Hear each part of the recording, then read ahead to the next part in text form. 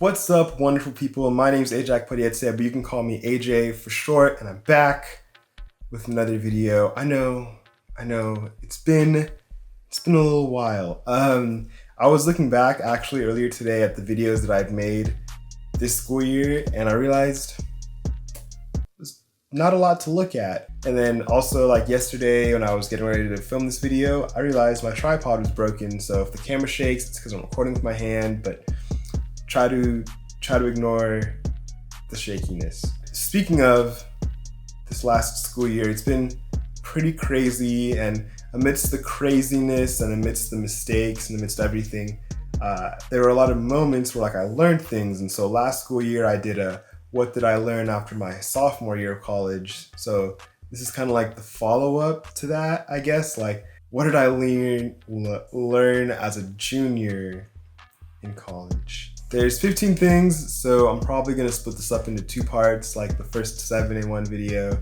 and then the second 8 in the second half of the video. And these are all things that I'm not necessarily perfect at, or maybe I'm not even necessarily good at, but things that I've just realized over the past school year are really important lessons that I've kind of they're big and complex, and so I've shortened them into little fortune cookie kind of versions of them with cool catchy names and stuff. So let's get into this. 15 things that I learned as a junior in college. Number 1, consistency is powerful.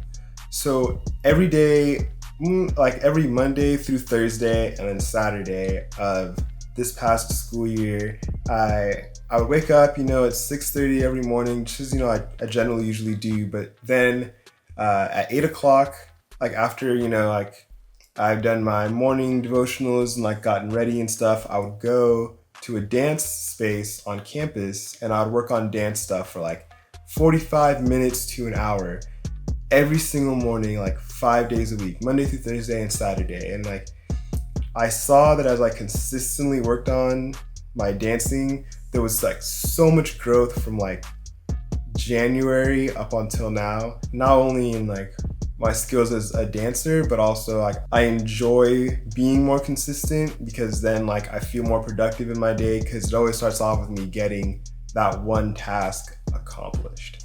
Number 2, preparedness breeds confidence. Specifically in January, I got a new job as a dance instructor at a middle school. And so middle schoolers are kind of crazy, and it was a whole new ball game, a whole new element that I wasn't really used to.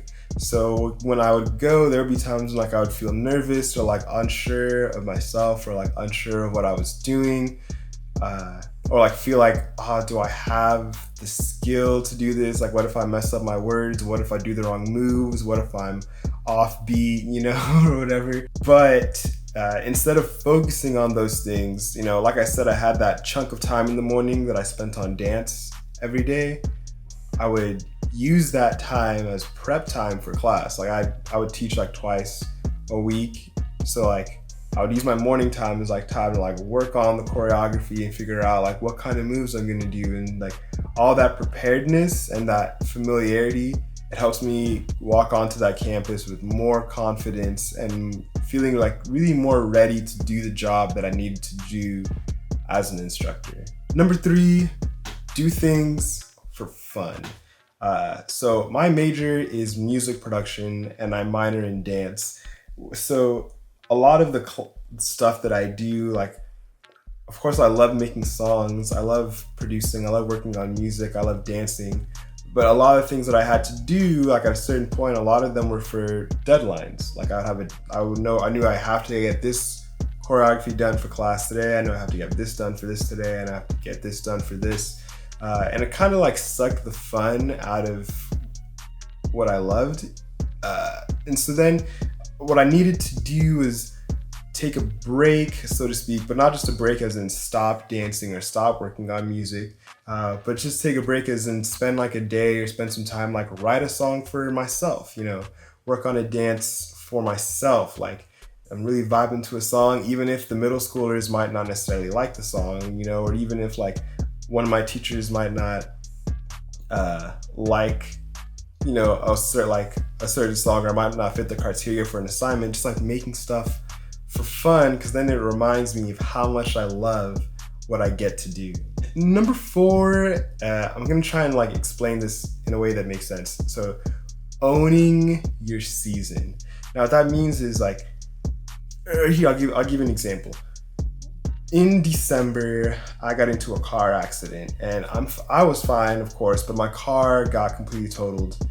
The other person was fine as well. That's important.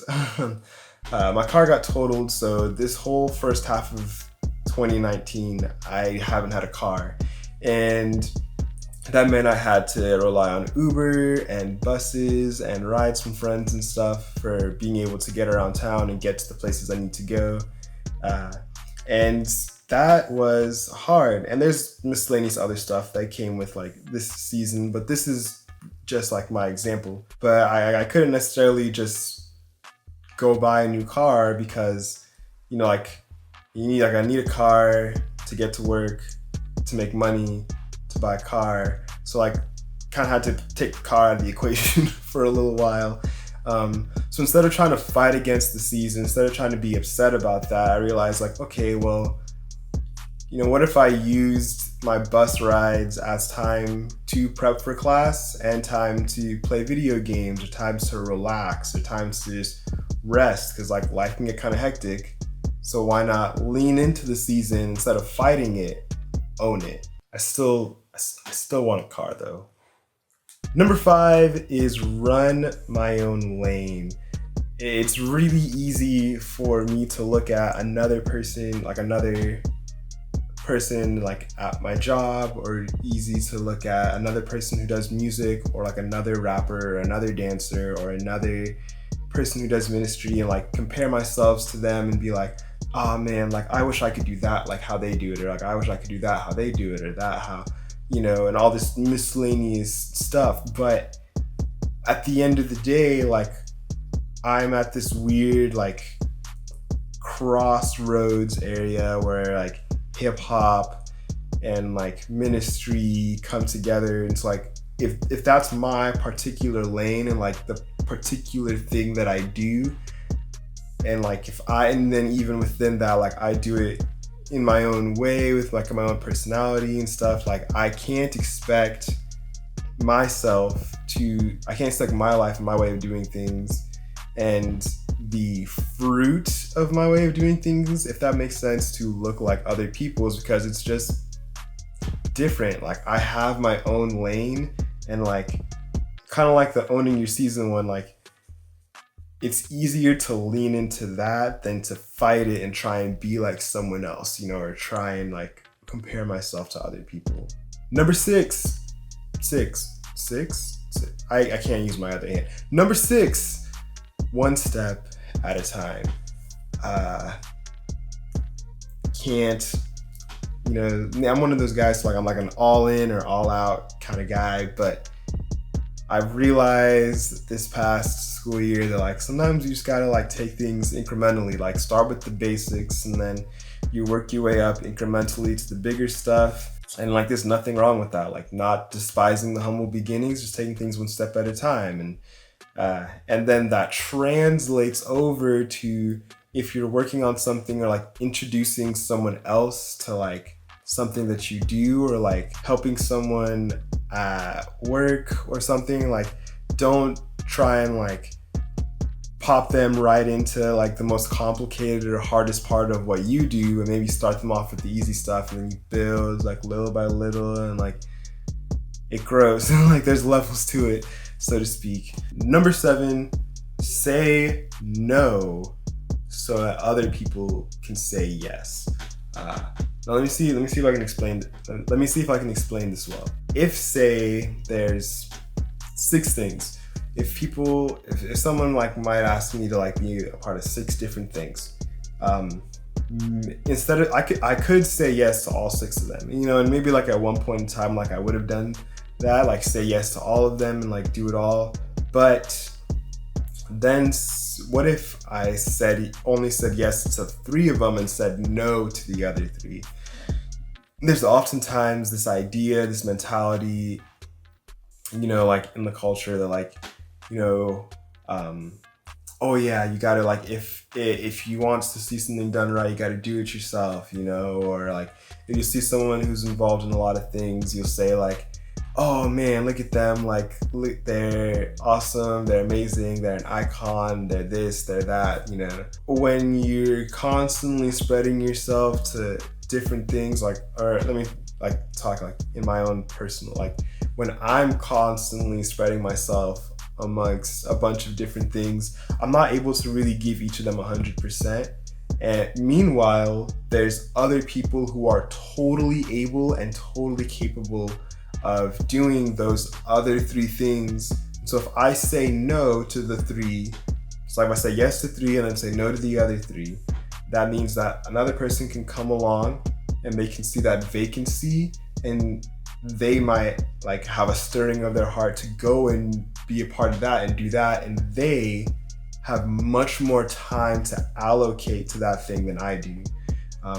And so like that's something of like how to like setting other people up for success and like wanting to see them win, but it's also like, hey, like, it's oftentimes just the better move to say like, I gotta say no to these things for myself so that I can give more of myself to what's really important. And then the other side of that no is that it allows other people to say yes. All right, so that's 7 lessons that I learned this year. There's much more, but I want to put a quick pause on this just to make sure the video doesn't get to be too long, and also so that my hand kind of stops shaking from holding the camera for so long. Look out for the second half of this video next week. My name is AJ Akpodiete, but you can call me AJ for short. And don't forget to live a real full life. Click the annotation right here to go to the next video when it's up, as well as there'll be like another one somewhere wherever I can fit it to like another video if you want to watch that one. But this one right here is this is the one. I don't know if you can tell what I'm pointing at, but that's the one right there. Click it. It's calling your name. That's the next part of the video right there.